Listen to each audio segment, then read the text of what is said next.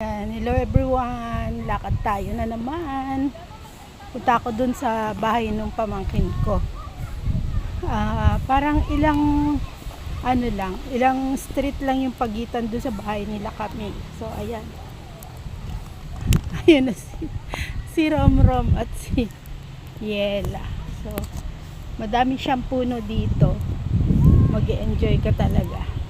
Magmi-merienda tayo kasi may tinda sila. Yan yung bahay ng family ng pamangkin ko.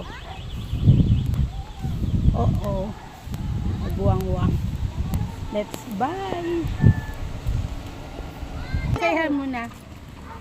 Yung gulaman meron dito. Ay, iba yung gulaman na basta worth lang 100 yung food.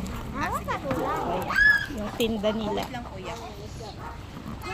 Oh, di ba? Gusto ko din corn dog, nanay. You ask at Tita Pau. O bebe, wag masyadong mabilis. O di ba pagkatapos maglakad kakain na naman? Kaya paano ka makadiet? ay, may bike, mabilis siya. Naku, malabo mata ko pero nakikita ko ha. Tabi lang, tabi.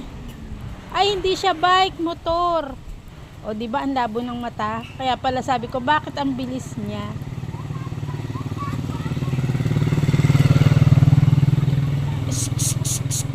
Wag lalayo na ko. Yela, huwag mo ko pa sigawin, be.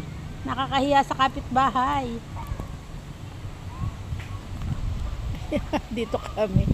Tayo niya yan, oh. Hanggang dun. Lawak siya.